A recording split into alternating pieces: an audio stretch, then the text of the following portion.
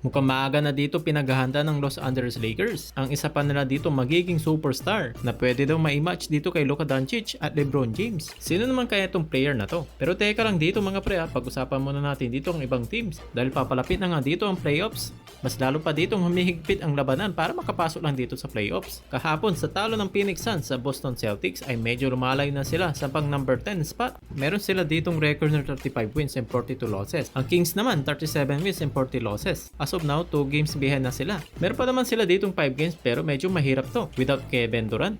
Sa Warriors naman, sila Stephen Curry, tuloy lang pananalasan nila. Sa loob dito ng 10 game ay meron sila ditong 7 panalo at 3 talo. Kasama dyan yung pagkapanalo nila kontra sa Denver Nuggets. Kahapon naman, naglaro na rin dito si Jokic. After ng game nila kontra sa Spurs, sabayan sila kahapon ni Stephen Curry at Nikola Jokic. Habang dito si Curry ay meron siya ditong 36 points. Matinding showdown ang ginawa nila dito. Yun nga lang, tinambakan dito ng Warriors itong Nuggets. Kita naman natin dito na sinisikap nila makaiwas sa play-in. Kaya naman ay todo kaya dito si Curry. At sobrang solid naman dito ang kanyang ginagawa dahil panalo lahat ang kanilang laro at meron na rin sila ditong 5 winning game streak. Medyo nakakatako rin tong Warriors para sa Nuggets at Lakers. Kung sakali man na magharap sila dito sa playoffs, almost 1 game behind na lang sila at kaya pa nga ditong umangat sa pangatlong spot. Kung nagkataon lang dito, di ba? Kaya naman mahirap dito talaga matalo. Basta nagkamali dito ang Lakers at Nuggets. Ganda rin dito pinakita ng Houston Rockets kahapon dahil pinangunahan dito ni Green at Schengen na meron sila ditong 34 at 31 points. Naging dominated naman ng Rockets itong laro na to sa buong game kontra na nga dito sa OKC.